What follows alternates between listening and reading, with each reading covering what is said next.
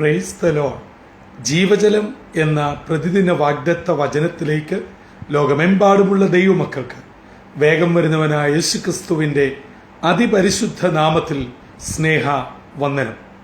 ഇന്ന് 2024 മെയ് മാസം 17-ാം തീയതി വെള്ളിയാഴ്ച.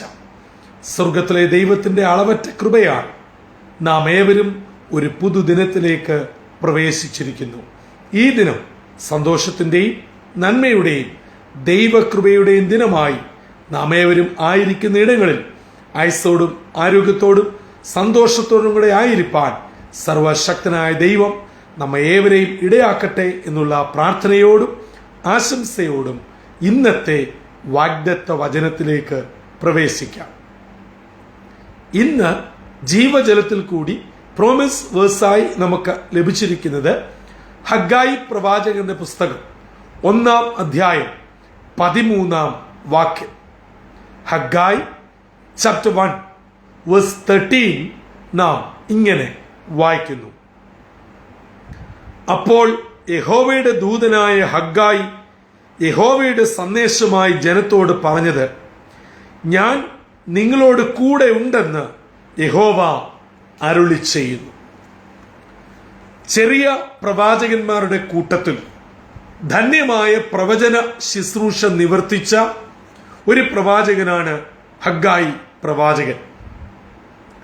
ഹഗ്ഗായി പ്രവാചകൻ ദൈവിക ആലോചന അറിയിച്ചത് നേരിട്ട് ഇസ്രായേൽ ജനത്തോടല്ല, മറിച്ച് ദേശാധിപതിയായിരിക്കുന്ന സെരുബാബേൽ, മഹാപുരോഹിതനായിരിക്കുന്ന യോശുവ, ചുരുക്കത്തിൽ രാഷ്ട്രീയപരമായും ആത്മീയപരമായും യഹൂദ ജനത്തിന്റെ ഏറ്റവും അത്യുന്നത പദവി അലങ്കരിച്ചു കൊണ്ടിരിക്കുന്ന രണ്ട് പ്രധാന വിശിഷ്ട വ്യക്തികളോടാണ് ദൈവിക അരുളപ്പാട് അറിയിക്കുന്നത്.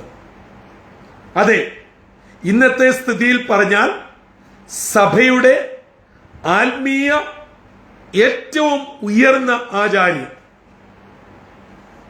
രാഷ്ട്രീയപരമായി പറഞ്ഞാൽ ഒരു സംസ്ഥാനത്തിന്റെ ഗവർണർ, ഇങ്ങനെയുള്ള ഏറ്റവും പരമോന്നത സ്ഥാനത്തും ഉയർന്ന പദവിയും അധികാരമുള്ളവരോട് പ്രവാചകൻ ദൈവം കൊടുത്ത ദൂത് ഒട്ടും മറയ്ക്കാതെ പറയുകയാണ്: നിങ്ങൾ ബാബേൽ പ്രവാസത്തിൽ നിന്നും മടങ്ങി വന്നിട്ട് ദൈവാലയത്തിന്റെ പണി തുടങ്ങാതെ തട്ടിട്ട വീടുകളിൽ പാർക്കുവാൻ കാലമായോ?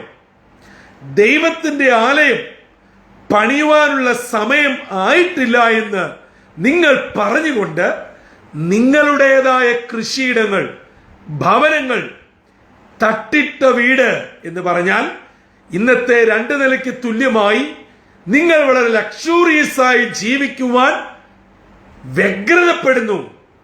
ദൈവാലയത്തിന് വേണ്ടി ഒന്നും ചെയ്യുന്നില്ല. മാത്രമല്ല, ദൈവാലയം പണിയുവാനുള്ള കാലം, സമയം ആയിട്ടില്ല എന്ന് പറഞ്ഞ് നിങ്ങളുടെ സ്വന്തം കാര്യങ്ങളിൽ നിങ്ങൾ മുൻസ്ഥാനം കൊടുത്ത് ജീവിക്കുന്നു. അതുകൊണ്ട് നിങ്ങളുടെ വഴികളെ വിചാരിച്ചു നോക്കുവിൻ. Consider your vase. ഈ ഒരു വലിയ ദൂത് ഈ പ്രധാനികളോട് പറഞ്ഞു. എന്നിട്ട് പറയുകയാണ്, അതുകൊണ്ട് ദൈവം ആകാശമടച്ചു കളയും, കൃഷിഭൂമി വിളവ് തരികയില്ല, നിങ്ങളുടെ ഇടയിൽ വലിയ ശാപദോഷങ്ങൾക്ക് കാരണമായി തീരും. ദൈവവചനം നാം പഠിക്കുമ്പോൾ ഈ വലിയ സന്ദേശം, ദൂത് ഈ 2 പ്രധാനികൾ കേട്ടിട്ട് പ്രവാചകനായ ദൈവദാസനെ തുറുങ്കിലടയ്ക്കുവാനോ തല വെട്ടുവാനോ ഉള്ള കൽപ്പനയല്ല പുറപ്പെടുവിച്ചത്. ഓർക്കണം, ആത്മീയ ആചാര്യൻ, രാഷ്ട്രീയ ആചാര്യൻ, ഇവര് രണ്ടുപേരും വിചാരിച്ചാൽ എന്തും നടക്കും. അത് ഇന്നും അങ്ങനെ തന്നെയാണ്. പക്ഷേ ആ ദൈവദാസനെ കുറ്റം പറഞ്ഞ് തുറുങ്കിലടച്ച് തലവെട്ടുവാൻ കൽപ്പന കൊടുക്കാതെ അദ്ദേഹം പറഞ്ഞ ദൂത് ഏറ്റെടുത്ത് തങ്ങളുടെ കുറവുകളെ പരിഹരിക്കാൻ തയ്യാറായി ജനം ഒന്നടങ്കം ദൈവസന്നിധിയിൽ മാപ്പപേക്ഷിച്ച് പ്രാർത്ഥിക്കുവാൻ ആരംഭിച്ചു. ഇനിയും ഇന്നത്തെ വാഗ്ദത്ത വചനം ആരംഭിക്കുന്നു. അപ്പോൾ എപ്പോൾ 1-ാം അധ്യായം 1 മുതൽ 12 വരെയുള്ള വാക്യങ്ങൾ. അതെ, അവരുടെ കുറവ് അവർ ഏകാഗ്ര ഹൃദയത്തോടെ ഏറ്റുപറഞ്ഞ് ദൈവസന്നിധിയിൽ സമർപ്പിച്ച് ദൈവത്തോട് മാപ്പപേക്ഷിച്ച് പ്രാർത്ഥിച്ച അപ്പോൾ ദൈവത്തിന്റെ ദൂതായി പ്രവാചകൻ പറയുകയാണ്, ദൈവം നിങ്ങളോട് കൂടെ ഉണ്ട് എന്ന് സ്വർഗത്തിലെ ദൈവം അരുളി ചെയ്യുന്നു. പ്രിയ ദൈവജനമേ, നമ്മുടെ ജീവിതത്തിൽ വളരെ സുഗമമായി മുൻപോട്ട് പോയ ചില കാര്യങ്ങൾ നിന്നുപോയിട്ടുണ്ടോ? ചില കാര്യങ്ങൾ അപ്രതീക്ഷിതമായി നമ്മുടെ കയ്യിൽ നിന്നും വിട്ടുപോയിട്ടുണ്ടോ? നാം ഏറ്റവും ലളിതമെന്നും നമ്മുടെ കൈക്കുള്ളിൽ ഒതുങ്ങുമെന്നും നമ്മളെ കൊണ്ട് സാധിക്കും എന്നും പറഞ്ഞ ചില കാര്യങ്ങൾ കൈവിട്ടു പോയിട്ടില്ലേ? നമ്മുടെ കയ്യിൽ ഒതുങ്ങാതെ അത് വലിയ പ്രതികൂലങ്ങൾക്കും പ്രതിസന്ധികൾക്കും നഷ്ടങ്ങൾക്കും കാരണമായില്ലേ? എന്താണ് അതിന്റെ പിന്നിലെ കാര്യകാരണം?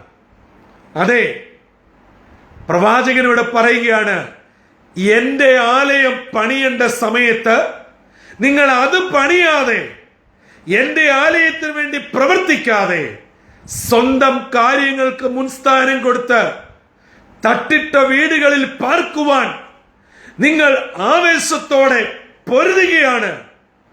അല്ല, നിങ്ങളുടെ ആഗ്രഹങ്ങൾ സാധിക്കുകയില്ല. ഇന്ന് നമ്മുടെ ജീവിതത്തിന്റെ കുറവ് എവിടെയാണ് എന്ന് കണ്ടെത്തുക. നിങ്ങൾ കർത്താവിന്റെ വേലയ്ക്ക് വേണ്ടി ഇറങ്ങാമെന്നും നിങ്ങളുടെ മക്കളെ ദൈവവേലയ്ക്ക് കൊടുക്കാമെന്നും നിങ്ങളുടെ ദശാംശം മുറിയാതെ നൽകുമെന്നും നിങ്ങളുടെ ഭവനത്തിൽ കൂട്ടായ്മ നടത്തുമെന്നും ദൈവമക്കളെ ആദരിക്കുമെന്നും ദൈവമക്കളുടെ കുറവുകളുടെ പിന്നാലെ പോകാതെ ഞാൻ ദൈവത്തോട് ചേർന്ന് ജീവിക്കുമെന്നും എത്രയോ പ്രാവശ്യം സമർപ്പിക്കുകയും തീരുമാനിക്കുകയും മറ്റ് ദൈവമക്കൾ കേൾക്കെ സാക്ഷ്യപ്പെടുത്തുകയും ചെയ്തിട്ട് അവ ചെയ്യാതെയും നിങ്ങളുടെ സ്വന്തം കാര്യത്തിൽ മാത്രം വേരൂന്നി മുൻപോട്ട് പോകുകയും ചെയ്യുന്നുവെങ്കിൽ ഇന്ന് ഒരു മടങ്ങി വരവിന്റെ സമയമാണ്. എവിടെയാണ് നിങ്ങളുടെ ജീവിതത്തിൽ ഒരു വലിയ തടസ്സം നേരിട്ടത്, പോരാട്ടമുണ്ടായത്, പ്രതികൂലമുണ്ടായത്? കണ്ടെത്തേണ്ടിയിരിക്കുന്നു. അതെ, ആ കണ്ടെത്തൽ ഒരു പശ്ചാത്താപ പ്രാർത്ഥനയായി ദൈവമുമ്പാകെ സമർപ്പിക്കുമ്പോൾ നമ്മോട് സ്വർഗത്തിലെ ദൂത് തന്റെ ദൂതന്മാരിൽ കൂടെ അയച്ചു പറയിക്കും, മകനെ, മകളെ, ഞാൻ നിങ്ങളോട് കൂടെയുണ്ട്. ഇന്നിന്റെ പ്രതികൂലം മാറ്റുവാൻ, പ്രതിസന്ധി മാറ്റുവാൻ, നേരിടുന്ന എല്ലാ പ്രശ്നങ്ങളും മാറ്റുവാൻ സ്വർഗത്തിലെ ദൈവം കൂടെയുണ്ട്. ആകയാൽ ജീവിതത്തിൽ ഏതെങ്കിലും സന്ദർഭത്തിൽ പതറി നിൽക്കുന്നവർ, തളർന്നു നിൽക്കുന്നവർ, വേദന അനുഭവിക്കുന്നവർ അടുത്ത ചുവട് എങ്ങനെ വെക്കണം, എങ്ങനെ മുൻപോട്ട് പോകുമെന്ന് ഒരെത്തും പിടിയുമില്ലാതെ വിഷണരായി നിൽക്കുന്ന ഏതെങ്കിലും വ്യക്തികൾ ഈ പ്രഭാതത്തിൽ എന്നെ കേൾക്കുന്നുവെങ്കിൽ സഹോദര, നിങ്ങൾ തിരിഞ്ഞു നോക്കണം. നിങ്ങളുടെ വഴികളെ വിചാരിച്ചു നോക്കുവീൻ. നിങ്ങൾ നിങ്ങളുടെ ജീവിത പാതയിലേക്ക് ഒന്ന് തിരിഞ്ഞു നോക്കി ഒരു സമർപ്പണത്തോടെ പുതിയ തീരുമാനത്തിന് തയ്യാറാകുമെങ്കിൽ നിങ്ങളോട് കൂടെ സ്വർഗത്തിലെ ദൈവമുണ്ട്. പിന്നെ നിങ്ങൾക്ക് തിരിഞ്ഞു നോക്കേണ്ടി വരികയില്ല. സകല അനുഗ്രഹങ്ങളും നന്മകളും നിങ്ങൾക്കും നിങ്ങളുടെ കുടുംബത്തിനും നിങ്ങളുടെ തലമുറയ്ക്കും നിങ്ങളുടെ സഭയ്ക്കും നിങ്ങളുടെ സകല പ്രാർത്ഥനാ വിഷയങ്ങൾക്ക് നൽകുവാൻ ഉയരത്തിലെ ദൈവം മതിയായവനും വിശ്വസ്തനുമാ.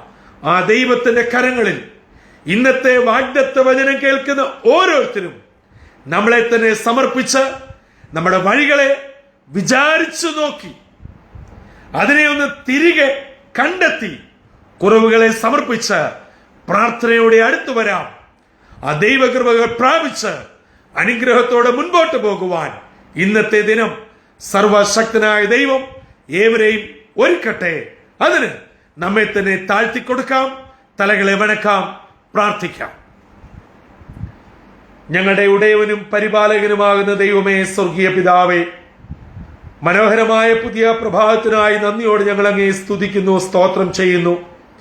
സംഭവബഹുലമായ ഒരു ദിനരാത്രം കൂടെ ഞങ്ങളെ വിട്ട് കടന്നു പോവുകയും ഒരു പുതുദിനത്തിലേക്ക് ഞങ്ങളെ പ്രവേശിപ്പിക്കുകയും ചെയ്തതിനായി സ്തോത്രം. ഞങ്ങളുടെ ജീവിതത്തിന്റെ വഴികളെ തിരിഞ്ഞു നോക്കി ഞങ്ങൾ എന്തിനാണ് പ്രാധാന്യം കൊടുക്കുന്നത് എന്ന് തിരിച്ചറിയുവാൻ ഞങ്ങളെ സഹായിക്കണമേ. അങ്ങയെ ആരാധിക്കേണ്ട സമയം, അങ്ങയെ സ്തുതിക്കേണ്ട സമയം, അങ്ങയുടെ ആലയത്തിന് വേണ്ടി ശുശ്രൂഷ ചെയ്യേണ്ട സമയം ഞങ്ങൾക്ക് വേണ്ടി മാത്രം മാറ്റിവെക്കുമ്പോൾ ഞങ്ങളുടെ ജീവിതത്തിൽ അനുഗ്രഹമല്ല, ശാപം താനെ വന്നു കയറുമെന്ന് ഹഗ്ഗായിൽ കൂടെ ഞങ്ങളെയും ഓർമ്മപ്പെടുത്തിയതിനായി സ്തോത്രം. അതുകൊണ്ട് ഞങ്ങളുടെ വഴികളെ വിചാരിച്ചു നോക്കി പരിപൂർണ കുറ്റസമ്മതത്തോടെ മടങ്ങി വരുമ്പോൾ ഞങ്ങളോട് കൂടെയുണ്ടെന്ന് അവിടുന്ന് അരുളി ചെയ്ത വാഗ്ദത്തം ഇന്ന് ഞങ്ങളെ കേൾപ്പിച്ചതിനായി സ്തോത്രം. ദൈവജനം കേൾക്കുന്ന എല്ലാവരെയും അനുഗ്രഹിക്കണം. ഇന്നത്തെ ദിനം വിടുതലിന്റെയും അനുഗ്രഹത്തിന്റെയും ദൈവകൃപയുടെയും ദിനമായി സന്തോഷത്തോടെ ഞങ്ങളെ കാത്തു പരിപാലിക്കണമെന്ന് യേശു ക്രിസ്തു മൂലം അപേക്ഷിക്കുന്നു. കൃപയോടെ കേൾക്കുമാറാകണമേ. ആമേൻ, ആമേൻ, ആമേൻ. ദൈവ ജനമേ, നമ്മുടെ വഴികളെ നമുക്കൊന്ന് വിചാരിച്ചു നോക്കാം. നാം എടുത്ത തീരുമാനങ്ങളിൽ നിന്നും പിന്മാറിയിട്ടുണ്ടോ? ദൈവസന്നിധിയിൽ എടുത്ത ഉഭയസമ്മതം നമ്മുടെ സ്വന്തം താല്പര്യങ്ങൾക്ക് വിസ്മരിച്ചു കളഞ്ഞുവോ? നിശ്ചയമായും നാം അതിന് വില കൊടുക്കേണ്ടി വരും. അതുകൊണ്ട് ദൈവിക കോപവും ശാപവും നമ്മളെ അടിക്കാതെ വണ്ണം വഴികളെ വിചാരിച്ചു നോക്കി പരിപൂർണമായി സമർപ്പിച്ച് പ്രാർത്ഥനയോടെ മടങ്ങി വരാം. തമ്പുരാൻ നമ്മളോട് കൂടെയിരിക്കും. ആ ദൈവം ഇന്ന് പകൽ നമ്മളോട് ഏവരോട് കൂടെയിരുന്ന് അനുഗ്രഹത്തോടെ വഴി നടത്തട്ടെ. അതിനായി നമ്മെ തന്നെ താഴ്ത്തി ഏൽപ്പിക്കാം. കർത്തൃ ശുശ്രൂഷയിൽ നിങ്ങളോടൊപ്പം brother Santhosh Kodukulanji. God bless you all.